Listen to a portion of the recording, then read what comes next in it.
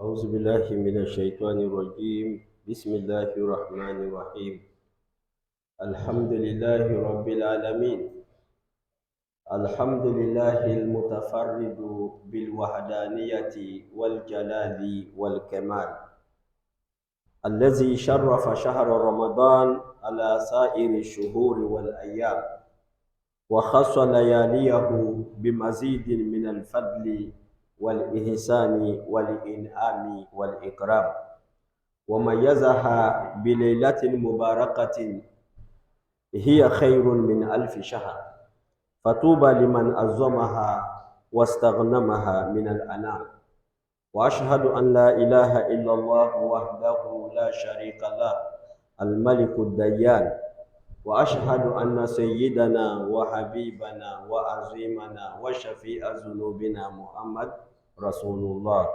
اللهم صل وسلم وبارك على هذا النبي الكريم وعلى كل من اهتدى بهديه أو استنى بسنته إلى يوم الدين. أما بعد، عباد الله، أوصيكم ونفسي بتقوى الله عز وجل، وأذكركم ونفسي بقوله تعالى: شهر رمضان الذي أنزل فيه القرآن هدى للناس وبينات من الهدى والفرقان، وقوله عز وجل: إنا أنزلناه في ليلة القدر وما أدراك ما ليلة القدر ليلة القدر خير من 1000 شهر، تنزل الملائكة والروح فيها بإذن ربهم من كل أمر، سلام هي حتى مطلع الفجر. Fidèles musulmans, chers sœurs, chers frères en islam, rendons grâce à Allah subhanahu wa ta'ala, le Seigneur de l'univers, Allah qui de par sa grâce nous a donné la foi et il a fait de nous des musulmans, des membres de communauté de son bien-aimé Muhammad sallallahu alayhi wa sallam. Allah qui nous a donné ces jours, ces grands jours de vendredi, et il a touché notre cœur pour que nous puissions nous rendre à la mosquée pour l'adorer convenablement comme il nous a demandé. Nous attestons qu'il n'y a aucune divinité digne d'être adorée en dehors de lui, et nous attestons que notre bien-aimé Muhammad sallallahu alayhi wa sallam est son noble serviteur et messager. Fidèles musulmans, chers sœurs, chers frères en islam, aujourd'hui est le 16e jour du mois béni de Ramadan, qui veut dire Alhamdulillahi Rabbil Alamin. Nous avons déjà terminé la première partie du Ramadan et nous avons entamé, Inch'Allah, la dernière partie, la dernière moitié du Ramadan. Alors, fidèles musulmans, nous devrons nous poser beaucoup de questions. Car le Ramadan est un mois béni, un mois de grâce, un mois de miséricorde d'Allah subhanahu wa ta'ala, un mois de récompense abondante de la part de notre Seigneur Allah subhanahu wa ta'ala. Nous avons dit ici que chacun de nous doit profiter du Ramadan.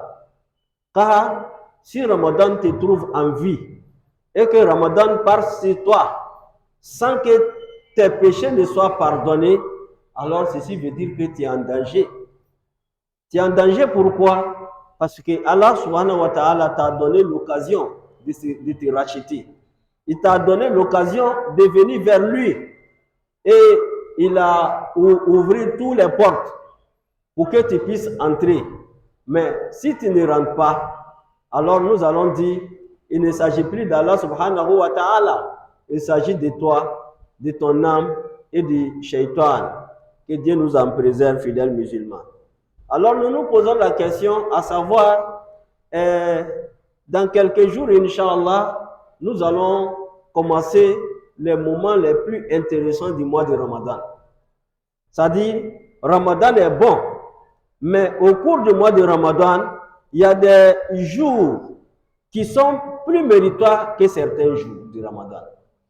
Donc, nous avons le premier décade qui est un moment de miséricorde d'Allah subhanahu wa ta'ala. Deuxième décade qui est décade de pardon d'Allah subhanahu wa ta'ala. et bientôt nous allons commencer la dernière décade. Alors la dernière décade est le moment le plus intéressant du mois de Ramadan. Fidèles musulmans, pour cela, nous nous posons la question aujourd'hui, cette année, ce Ramadan de 1444 de l'Hijra de notre bien-aimé Muhammad sallallahu alayhi wa sallam, ou ce Ramadan de 2023, quand est-ce que commencera les 10 dernières nuits du mois de Ramadan? Ça, c'est une question que chacun de nous doit se poser pour ne pas rater cette occasion. La deuxième des choses, deuxième question, si Allah me donne les 10 dernières nuits de Ramadan, que dois-je faire? Qu'est-ce que je dois faire comme adoration? Par quoi je dois meubler les jours et les nuits des 10 derniers jours de Ramadan? Troisième question, quel est le zikr recommandé pour ces moments? Et qu'est-ce que, ça en quatrième, en dernière question, qu'est-ce que notre bien-aimé Muhammad sallallahu alayhi wa sallam, il faisait au cours des 10 dernières nuits du Ramadan? En d'autres termes, quelle est la sunna de Muhammad sallallahu alayhi wa sallam au cours des dernières nuits du Ramadan? Avant de répondre à toutes ces questions, j'aimerais interpeller et rappeler les fidèles de notre communauté de Mont Arafat, que par l'orientation et le conseil de notre cheikh, le cheikh Aïma, cheikh Ousmane Diakité, le conseil imamal, avec un comité de gestion, ont jugé, ont décidé que ce vendredi soit un vendredi consacré à la construction de notre mosquée. Comme vous le constatez, nous sommes en chantier partout. Alors, Ramadan est le bon moment pour nous de chercher les fonds, les moyens pour continuer ou bien pour terminer la construction de notre mosquée, qui est notre maison commune, qui est la maison d'Allah subhanahu wa ta'ala. Alors, fidèles musulmans, que chacun de nous donne le sunakari de la mosquée aujourd'hui. Avant d'aller chez toi, alors la mosquée te tend la main, la mosquée te demande. Il ne faut pas oublier la maison d'Allah subhanahu wa ta'ala, car Allah nous interrogera nous tous sur sa maison. Tu as bien construit ta maison à côté de la maison d'Allah subhanahu wa ta'ala. Et Allah t'a donné aussi les moyens qu'il faut. Qu'est-ce que tu as fait pour la maison d'Allah subhanahu wa ta'ala? Il s'agit de responsabilité de tout un chacun de nous, que chacun fasse un effort pour que la maison d'Allah puisse rayonner de la manière que les maisons dans ces quartiers rayonnent, Inch'Allah. Alors, fidèles musulmans, nous disons, quand est-ce que commencera les 10 derniers jours du mois de Ramadan? Ça commence à partir du 20. Et le 20 Ramadan chez nous, c'est le mardi prochain. Qui veut dire, depuis le mardi, la nuit de mardi à mercredi, nous sommes déjà dans la première nuit des 10 dernières nuits du mois de Ramadan. Alors pour cela, chacun de nous doit se préparer. Pourquoi nous devrons nous préparer pour mieux aborder les 10 dernières nuits du Ramadan? Parce que notre bien-aimé Muhammad sallallahu alayhi wa sallam, il nous a enseigné cela. Avant que nous ne disons ce que Muhammad sallallahu alayhi wa sallam a enseigné, ce qui était de ces traditions au cours des 10 dernières nuits du Ramadan, Allah subhanahu wa ta'ala a donné beaucoup de privilèges au mois de Ramadan. Mais les privilèges du mois de Ramadan sont donnés à cause des 10 dernières nuits du mois de Ramadan. Mais pourquoi à cause des 10 dernières nuits du mois de Ramadan?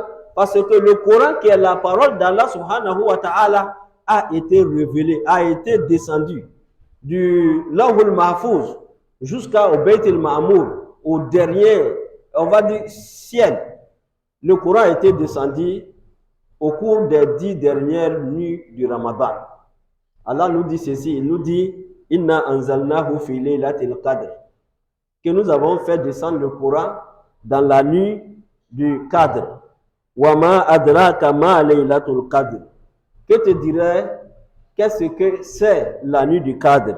Laylatul Qadr khayrun min alfi shahr. La nuit du Qadr est une nuit où une bonne action exaucée auprès d'Allah subhanahu wa ta'ala est plus important, a plus de mérite que l'adoration de 1000 mois. L'adoration de 1000 mois qui est 83 ans. Quelqu'un qui a passé 83 ans en train d'adorer Allah subhanahu wa ta'ala, sans manger, sans dormir, sans boire, sans avoir le temps de se reposer, récompense qu'Allah donne à cette personne, c'est cette récompense-là qu'il va donner à la personne qui a pu avoir une action exorcée auprès d'Allah subhanahu wa ta'ala dans la nuit du Qadr. C'est pour cela, notre imam, notre cheikh a l'habitude de nous dire que lorsque Allah subhanahu wa ta'ala te donne la nuit du Qadr, qu'il t'a donné une longévité spirituelle. Qui veut dire, après la nuit du Qadr et que tu as eu à prier 2 rakats au cours de cette nuit, Allah va te donner la récompense de 83 ans.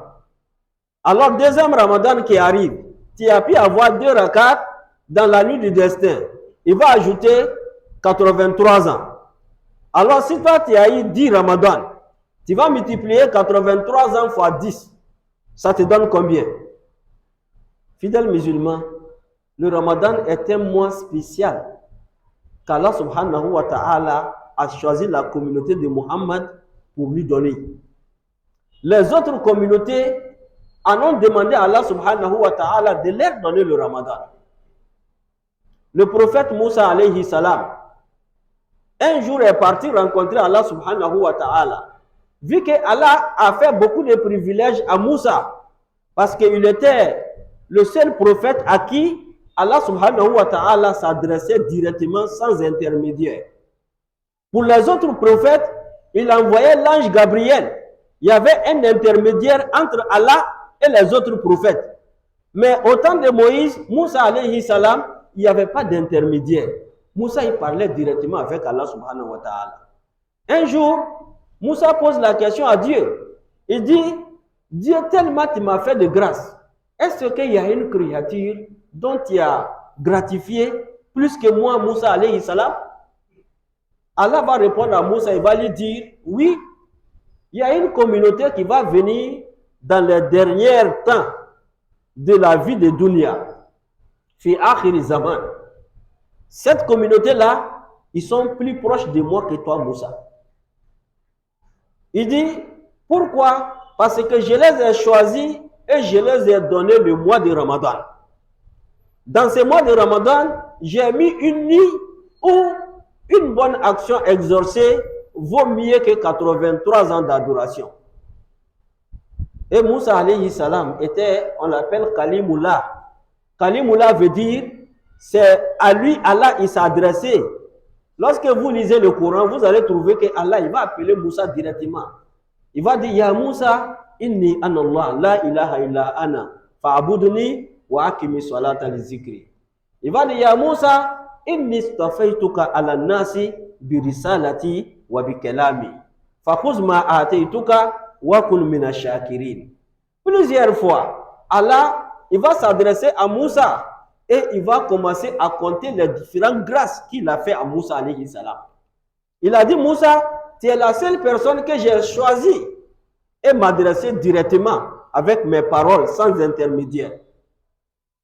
Alors il dit, ceux-là, la communauté de Muhammad sallallahu alayhi wa sallam, lorsqu'ils vont jeûner, au moment de rupture, lorsque j'ai parlé avec toi, Moussa, il y avait plus de 70 000 barrières entre toi et moi.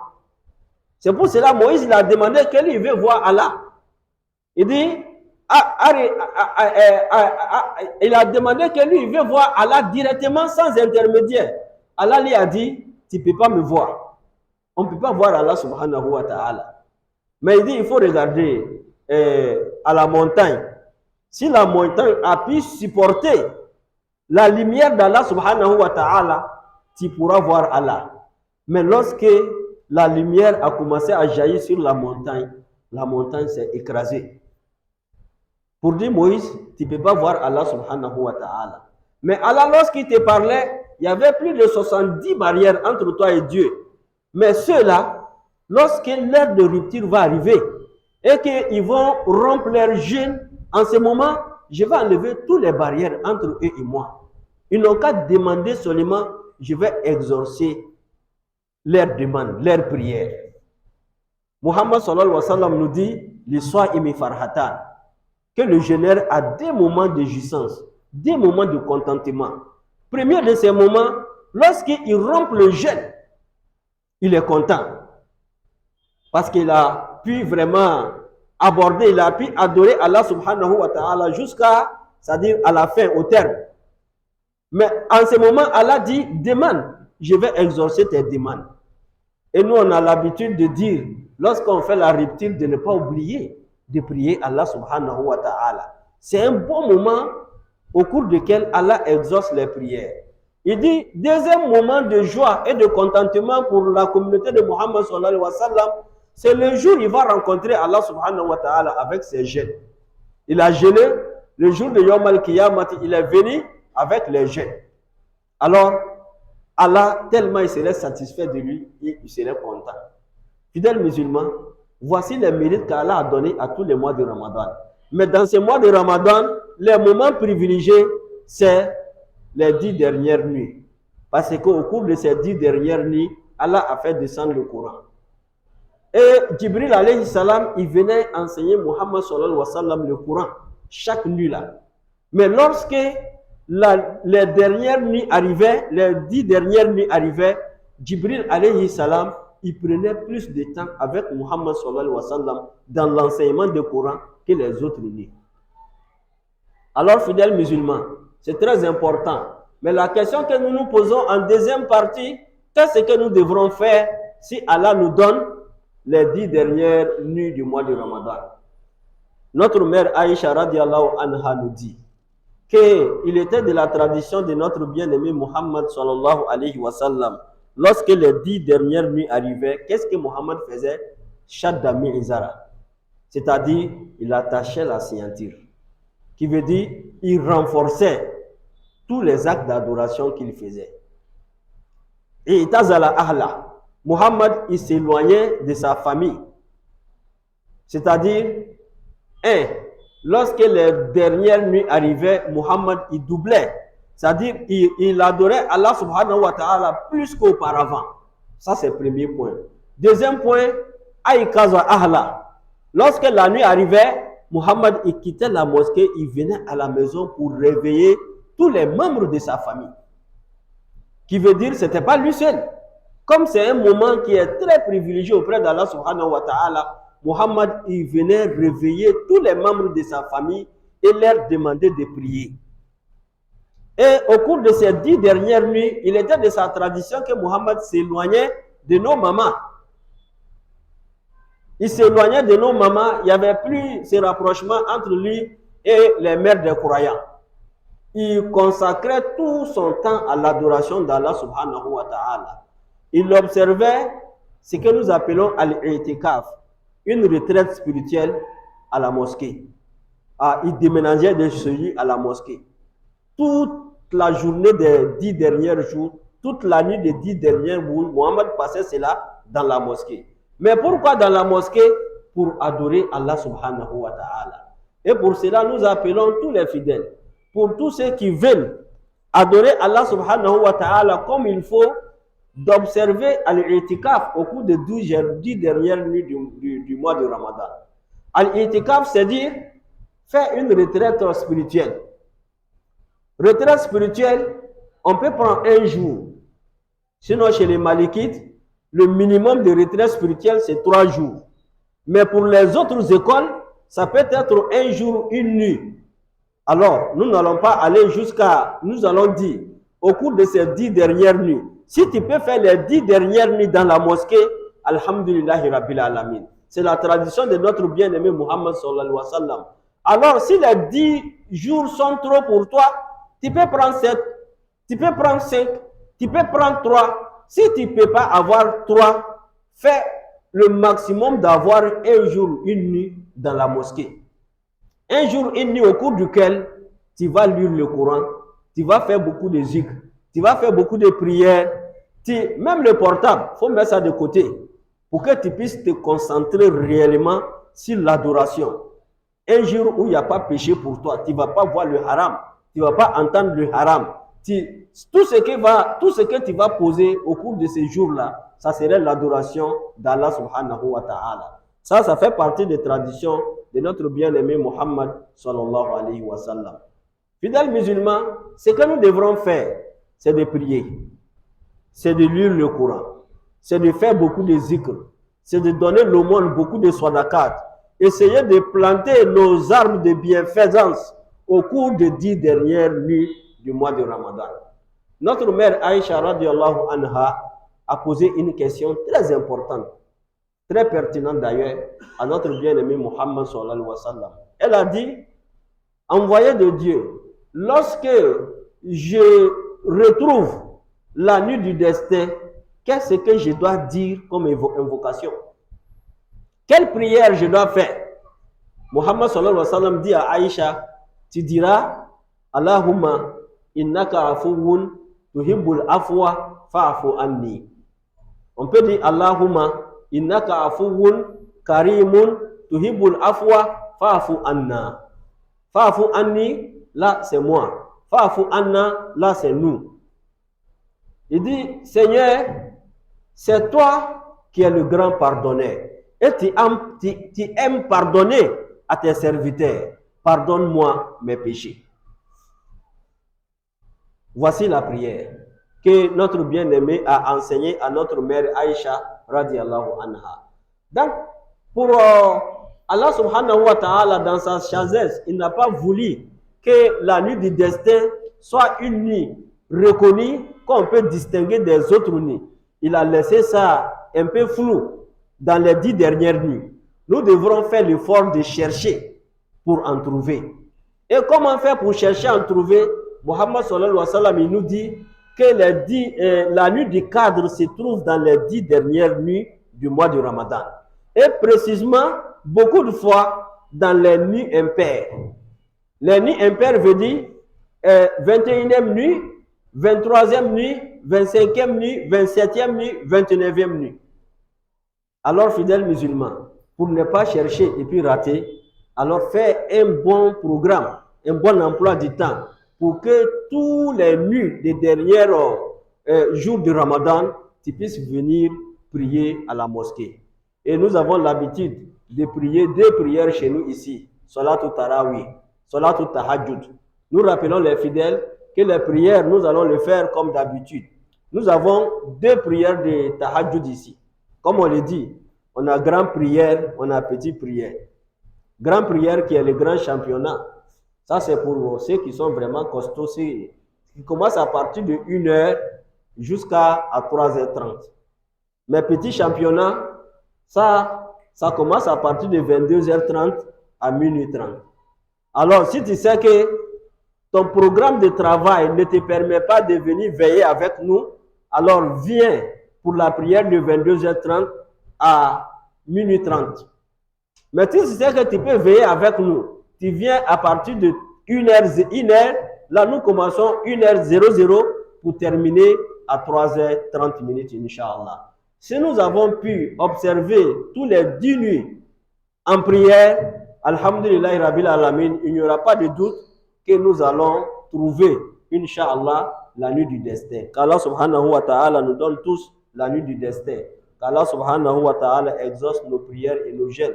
Qu'il nous donne satisfaction le jour de la résurrection.